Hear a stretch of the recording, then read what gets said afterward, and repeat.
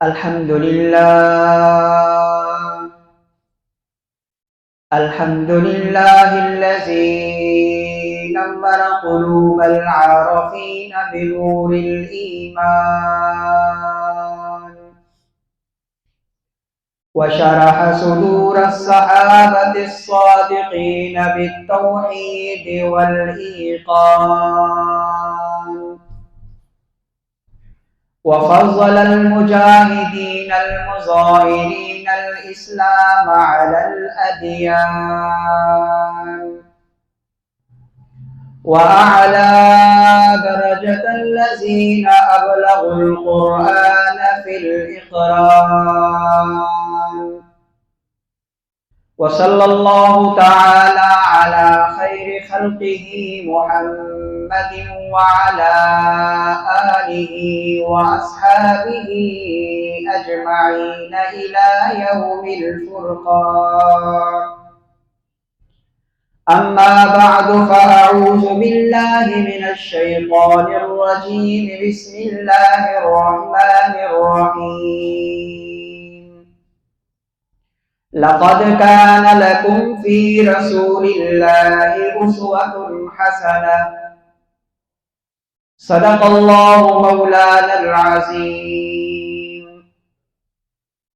إن الله وملائكته يصلون على النبي يا أيها الذين آمنوا صلوا عليه وسلموا تسليما. اللهم صل على محمد وعلى آل محمد كما صليت على إبراهيم وعلى آل إبراهيم إنك حميد مجيد.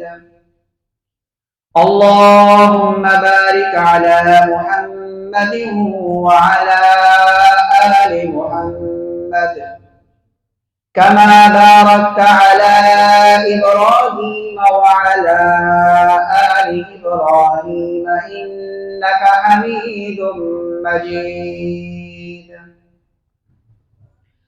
میرے انتہائی واجب الاحترام بزرگوں، بھائیوں اور نوجوان ساتھیوں،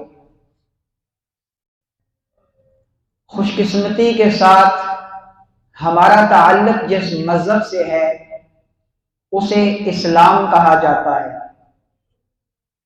اور اسلام وہ مذہب ہے کہ جس میں نہ کوئی رسم ہے نہ رواج ہے، بلکہ صرف اللہ کا حکم اور رسول کریم صلی اللہ علیہ وسلم کی سنت اور طریقہ ہے. اور یہ اللہ کا حکم اور رسول اللہ صلی اللہ علیہ وسلم کا جو طریقہ ہے، یہ حضرات صحابہ کرام کی طرز پر ہمیں جو ملا وہی قابل عمل اور قابل قبول ہے. لیکن بدقسمتی کے ساتھ آج کے دور میں ہم شادی بیاہوں اور فوتگیوں کے اندر بہت ساری رسومات کی دلدل میں پھنس چکے ہیں. یہ رسومات، یہ رواج یقیناً ہمارے مذہب سے ہٹ کر کہیں اور سے داخل ہوئے ہیں، اور جن کا اعتراف ہر مسلمان کرتا ہے کہ یہ جو رواج ہیں یا رسم ہے یہ ہمارے مذہب سے نہیں ہے. اس بات کا اعتراف آج کا ہر مسلمان کرتا ہے، لیکن وہ مسلمان ان باتوں کا، ان رسموں کا، ان رواجوں کا اعتراف کرنے کے باوجود اپنا رہا ہوتا ہے. جب پوچھا جائے کہ کیوں اپنا رہے ہو، برا سمجھنے کے باوجود، برا جاننے کے باوجود، غلط سمجھنے کے باوجود، غلط جاننے کے باوجود پھر کیوں اپنا رہے ہو، تو جواب آتا ہے معاشرہ ہے، سوسائٹی ہے، سسٹم ہے، خاندان ہے، برادری ہے، لوگ ہے، یہ کیا کہیں گے. ہر ایک اس بات کو جاننے کے باوجود کہ یہ غلط ہے کرتا ہے. اور جواباً یہ کہتا ہے کرنا پڑتا ہے، لوگ ہیں، معاشرہ ہے، سسٹم ہے، سوسائٹی ہے۔ یہ ایسا کیوں ہے؟ کیا ہم بحیثیت مسلمان، ہمارے لیے خاندان، قوم، قبیلہ، ماں باپ، بہن بھائی، یہ سارا رشتہ دار، یہ ساری سوسائٹی اللہ اور اس کے رسول اور ان کے احکامات سے بڑھ کر ہیں؟ کیا ہمارے لیے اللہ اور اس کے رسول سے بڑھ کر والدین ہیں؟ کیا ہمارے لیے اللہ اور اس کے رسول سے بڑھ کر یہ سوسائٹی ہے؟ کیا ہمارے لیے اللہ اور اس کے رسول سے بڑھ کر بیوی بچے ہیں؟ وہ صحابہ کرام جنہوں نے دودھ پیتے بچے بھی اللہ کے نبی کے حوالے کر دیے، اللہ کے نبی نے پوچھا کہ میں اس کو کیا کروں گا، تو ماں نے کہا کہ اللہ کے نبی میں جانتی ہوں یہ کچھ نہیں کر سکتا، لیکن میدان جہاد میں جب آپ کی طرف تیر یا تلوار آئے تو اس کو ڈھال کے طور پر رکھیے گا، آپ کی جان بچ جائے گی۔ کیا آج ہم اتنا بھی نہیں کر سکتے کہ ایک رسم اور ایک رواج کو نبی کی عزت کی خاطر چھوڑ دیں؟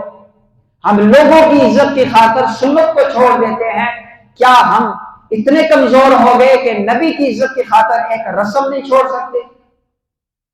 یہ ہماری شادیوں کا حال ہے، یہی ہماری فوتیوں کا بھی حال ہے۔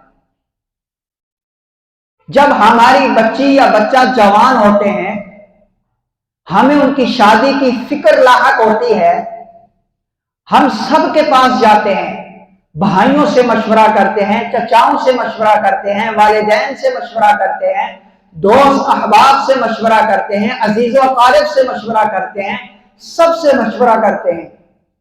اگر ہم نہیں دیکھتے تو اللہ اور اس کے رسول کے قوانین اس موقع پر کیا ہیں ان کو نہیں دیکھتے، پھر ہم مار کھا جاتے ہیں، پھر ہمارا رشتہ غلط جگہ پہ ہو جاتا ہے، ساری زندگی والدین بیٹھ کر روتے ہیں کہ ہم سے غلطی ہو گئی ہے، وہ غلطی ہم نے خود کی ہے، ہوئی نہیں ہے، اس لیے کہ ہم نے یہاں پر نہ اللہ کے حکم کو دیکھا نہ رسول اللہ کے طریقے کو دیکھا صلی اللہ علیہ وسلم۔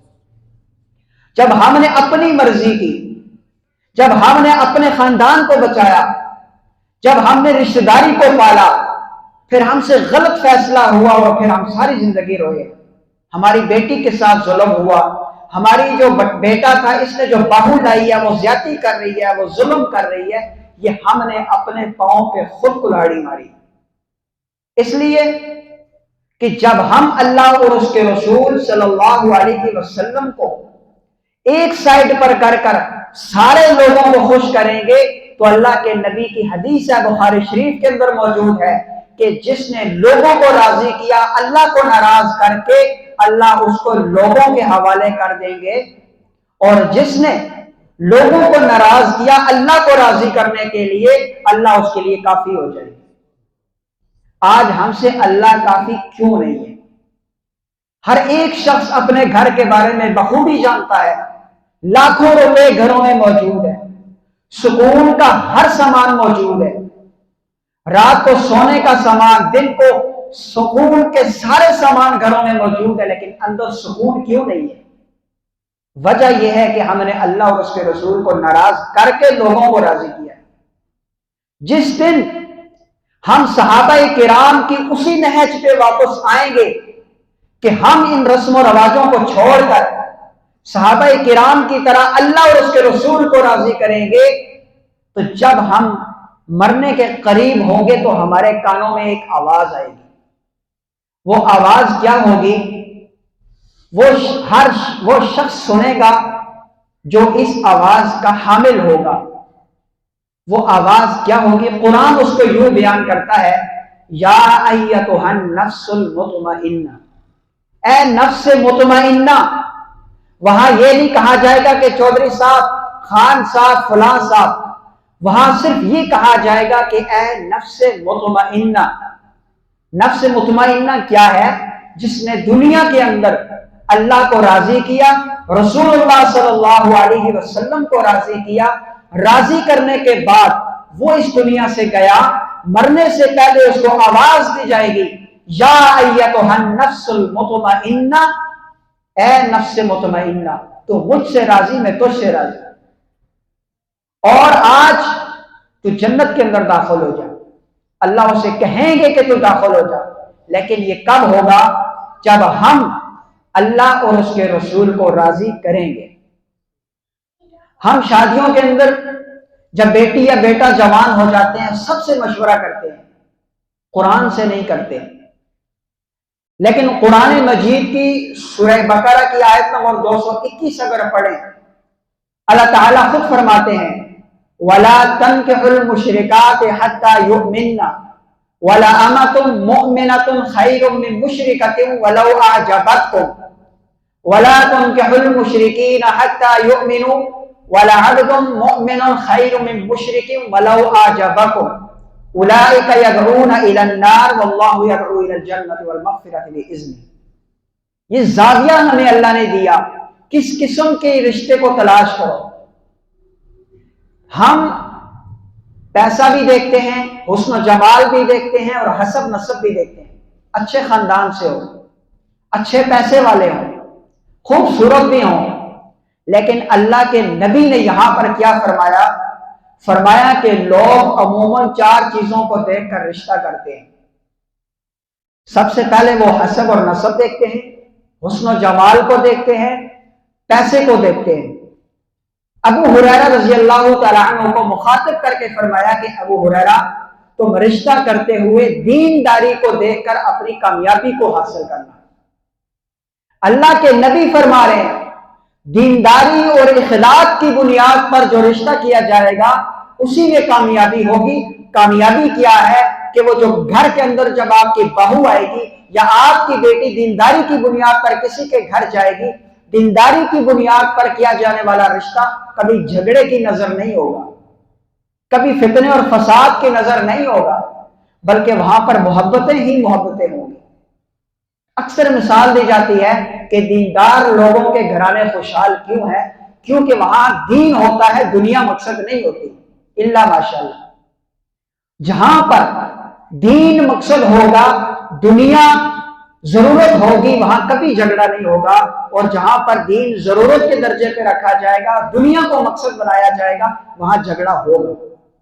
اور یہ اٹل فیصلہ ہے، کیونکہ دنیا کی قیمت اگر ایک مکھی کے برابر بھی ہوتی نا تو اللہ تعالیٰ کافروں کو نہ دیتے. اللہ تعالیٰ مسلمانوں کو ضرور دیتے، کافروں کو نہ دیتے.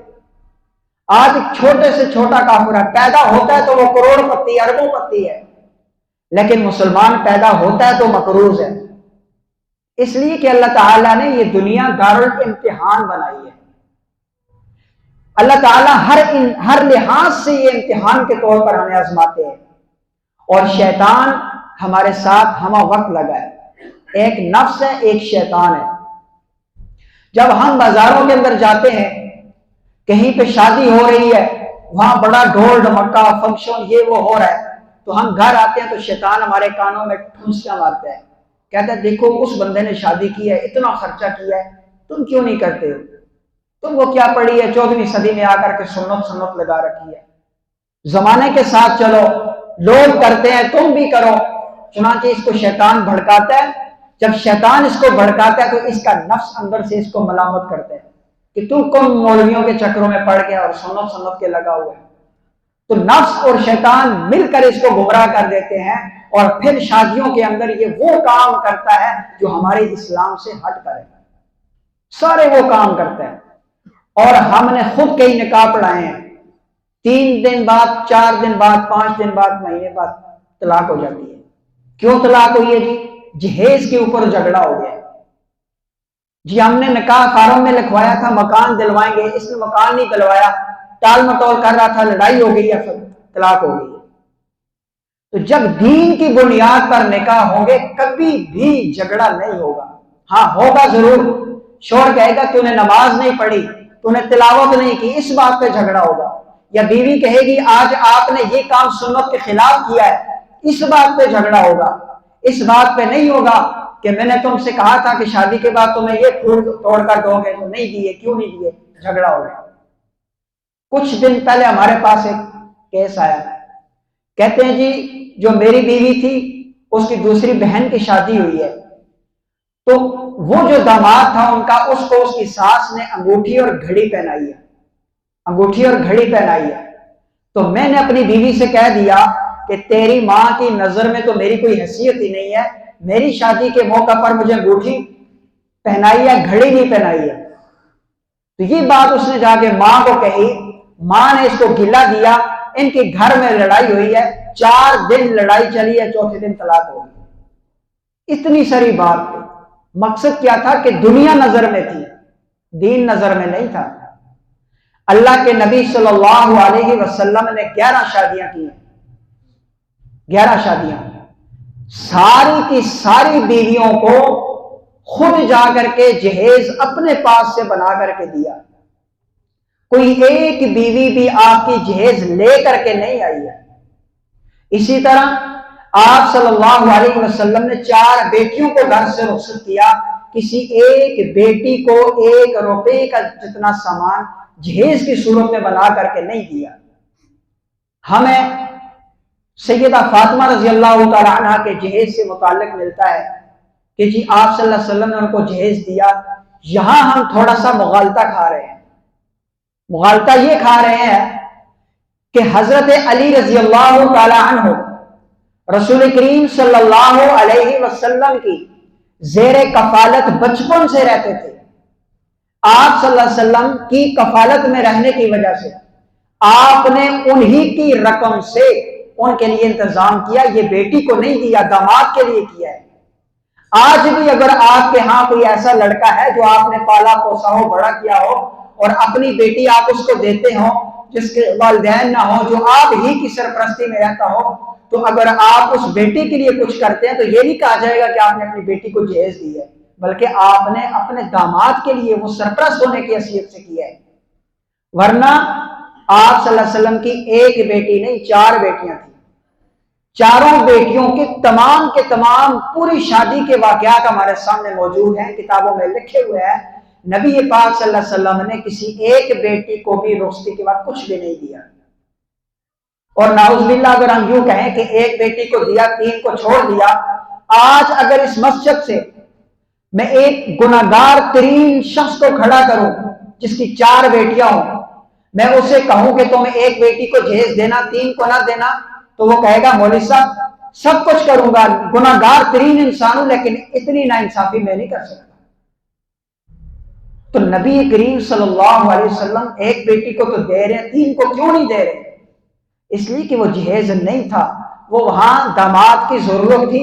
نعمان بن حارثہ ایک صحابی ہے، اس زمانے میں وہ پراپرٹی کا کام کرتے تھے، مکان بناتے تھے، بیچتے تھے، تو انہوں نے ایک مکان فاطمہ رضی اللہ تعالیٰ عنہ کی شادی کے موقع پر ہدیۃً آپ صلی اللہ علیہ وسلم کو دیا۔ وہ مکان خالی تھا، آپ صلی اللہ علیہ وسلم نے حضرت علی سے پوچھا آپ کے پاس مہر دینے کے لیے کیا ہے؟ تو حضرت علی رضی اللہ تعالیٰ عنہ نے فرمایا یا رسول اللہ صلی اللہ علیہ وسلم میرے پاس ایک تلوار ہے، ایک زرہ ہے، ایک گھوڑا ہے۔ آپ صلی اللہ علیہ وسلم نے زرہ کو فروخت کرنے کا حکم دیا، زرہ فروخت کر کے 480 درہم آپ صلی اللہ علیہ وسلم کو دیے بطور مہر۔ ان 480 درہموں میں آپ صلی اللہ علیہ وسلم نے حضرت صدیق اکبر، حضرت عثمان غنی، حضرت ام سلمہ اور حضرت عمر رضی اللہ تعالیٰ عنہ کی ڈیوٹی لگائی کہ میرے داماد کے لیے کچھ سامان تیار کرو، اس کا گھر خالی ہے، ضرورت کا کچھ سامان تیار کرو۔ پھر آپ صلی اللہ علیہ وسلم نے 11 شادیاں کی ہیں، ساری بیویوں کو خود جو ضرورت کا سامان تھا وہ دیا ہے۔ اور تمام صحابہ کرام کی شادیوں کے واقعات ہمارے سامنے ہیں، مطالعہ کرنے کی ضرورت ہے۔ کسی ایک صحابی کی بیوی بھی اپنے ساتھ سامان جہیز نہیں لائی، اور کسی ایک صحابی نے بھی اپنی بیٹی کو اس طرح جس طرح ہم بناتے ہیں اس طرح کا کوئی سامان نہیں دیا۔ عائشہ صدیقہ رضی اللہ تعالیٰ عنہ خود فرماتی ہیں کہ میرے والد مکہ کے سب سے بڑے تاجر تھے، لیکن مجھے رخصتی کے وقت لگے ہوئے کپڑوں میں رخصت کر دیا۔ اگر وہ جہیز دیتے، آج ہم ممبر پر بیٹھ کر کہتے کہ لوگوں جہیز دینا سنت ہے، جہیز اپنی بیٹیوں کو دیا کرو، لیکن یہ خالصتاً ہندوؤں کی طرف سے آیا ہے۔ ایمانداری سے بتاؤ، آپ کے ارد گرد، آپ کے پڑوس میں، آپ کے محلے میں ایسے لوگ ضرور ہوں گے جنہوں نے بینک سے سود پہ قرضہ لے کر بیٹی کو جہیز دیا ہوگا۔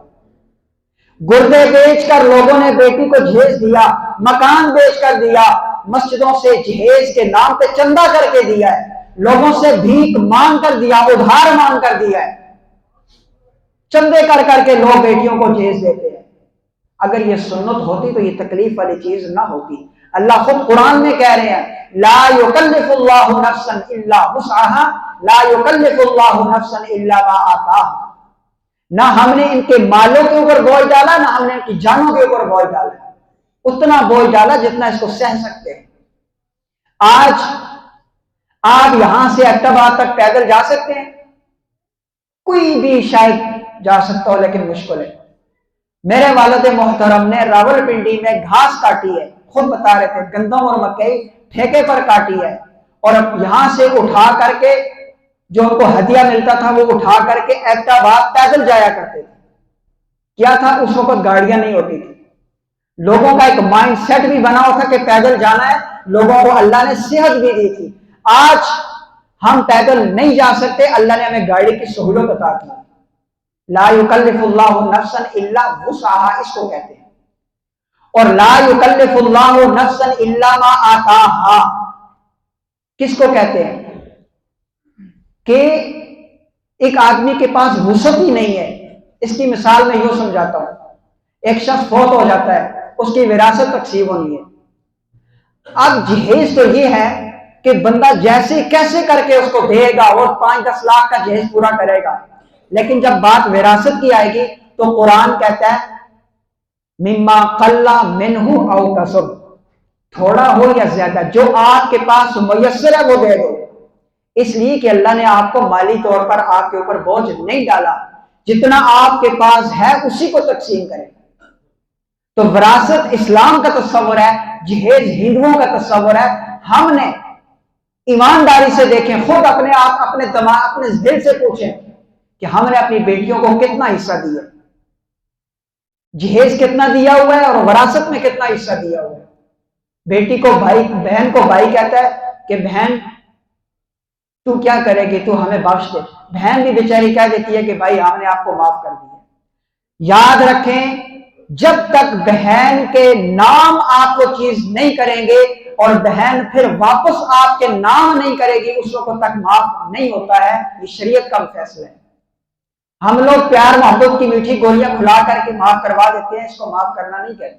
بہرحال جو ہمارے یہاں شادی بیاہوں کے اندر جتنی رسمیں چل پڑی ہیں، ان کی وجہ سے نکاح مشکل ہوا ہے، اور نکاح مشکل ہونے کی وجہ سے زنا کو راستے ملے، اموار ہوا، آسان ہوا ہے۔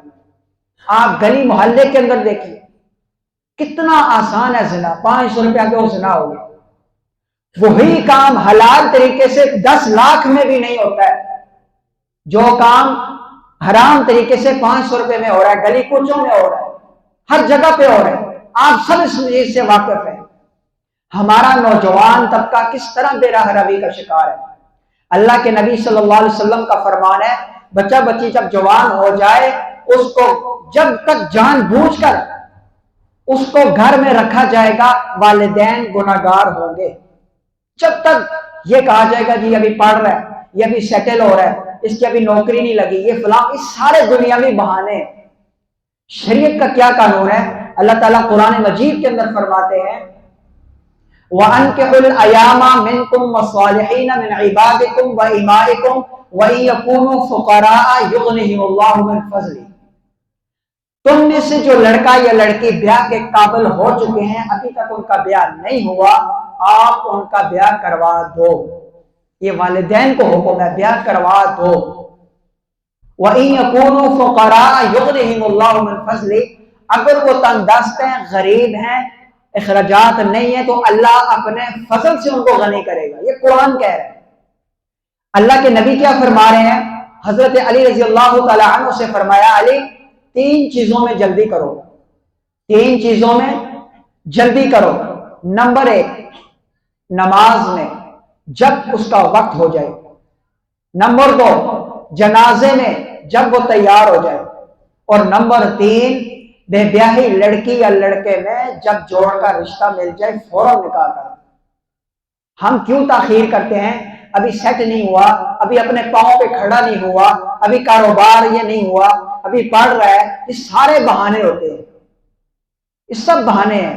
اللہ کے نبی صلی اللہ علیہ وسلم بہت سارے واقعات ایسے ہیں کہ آپ صلی اللہ علیہ وسلم کے رشتے کروائے ہیں لوگوں کے، اور آپ نے ایسے لوگوں کے رشتے کروائے جن کے پاس کچھ نہیں تھا مہر دینے کے لیے۔ اللہ کے نبی نے فرمایا جو تمہیں قرآن کی صورتیں یاد ہیں، ان صورتوں کے بدلے میں تمہارا نکاح اس سے کیا جاتا ہے، تم ان کو بطور مہر یہ صورتیں یاد کروا دو۔ کوئی بہانہ نہیں چھوڑا اللہ کے نبی نے۔ اور آخری بات، قرآن مجید کے اندر 25 آیات ایسی ہیں جو نکاح کو آسان، سادہ اور جلدی کرنے کی ترغیب دیتی ہیں، فضائل سناتی ہیں، اور 6 آیات ایسی ہیں جو ہمارے موجودہ جو ڈھانچہ ہے نکاح کے اندر رسم و رواج کا، ان رسم و رواج کو ختم کرنے کی ترغیب دیتی ہیں۔ 6 آیات ایسی ہیں جن میں ایک آیت جہیز سے متعلق ہے، الرجال قوامون علی النساء بما فضل اللہ بعضهم علی بعض، اور 1900 احادیث ایسی ہیں کہ جو نکاح کو آسان، سادہ اور جلدی کرنے کی ترغیب دیتی ہے۔ میرے بھائیوں، بزرگوں اور دوستوں، نکاح عبادت ہے، اس طرح جس طرح نماز، روزہ، حج، زکوٰۃ ایک عبادت ہے۔ کیا آپ سے میں سوال کروں کہ آپ ابھی نماز جمعہ کے لیے آئے ہیں؟ کیا آپ گھر سے نکلتے ہوئے ڈھول بجا کے آئے ہیں؟ وضو کر کے آئے ہیں، نئے کپڑے پہن کے آئے ہیں، غسل کر کے آئے ہیں، خوشبو پہن کے لگا کے آئے ہیں، صاف ستھرے ہو کے آئے ہیں؟ تو نکاح کے لیے ڈھول کیوں بجاتے ہو؟ وہ تو اللہ کے نبی کی عبادت ہے، اللہ کی عبادت ہے، اللہ کی طرف سے متعین کردہ عبادت ہے، اس کے لیے ڈھول کیوں بجاتے ہو؟ اس کے لیے غیروں کی نکالی کیوں کرتے ہو؟ یہ ہمارا طریقہ نہیں ہے، مسلمانوں کا طریقہ نہیں ہے، اور بالخصوص اس شخص کا یہ طریقہ نہیں ہے جو نبی کریم صلی اللہ علیہ وسلم کا امتی ہے۔ جو نبی علیہ السلام کا امتی ہے اس کا یہ طریقہ نہیں ہے۔ ہاں، اگر کوئی نبی علیہ السلام کے امتی کے لبادے میں کوئی اور ہے تو ہم اس کو گلہ بھی نہیں کریں گے، منع بھی نہیں کریں گے، لیکن جو نبی علیہ السلام کا امتی ہو، لا الہ الا اللہ محمد رسول اللہ صلی اللہ علیہ وسلم پڑھنے والا ہو، اس کا یہ طریقہ بھی نہیں ہے، وتیرہ بھی نہیں ہے، اور اس کے ساتھ یہ زیب بھی نہیں دیتا۔ اللہ کے نبی نے ہمارے لیے کتنی ماریں کھائی ہیں کہ یہ دین میرے لوگوں تک قیامت تک پہنچے، آج ہم اسی دین کو بگاڑ رہے ہیں۔ اللہ تعالیٰ سے دعا ہے کہ اللہ تعالیٰ ہمیں صحیح معنوں میں دین کو سمجھنے اور اس پر عمل کرنے کی توفیق عطا فرمائے۔ وآخر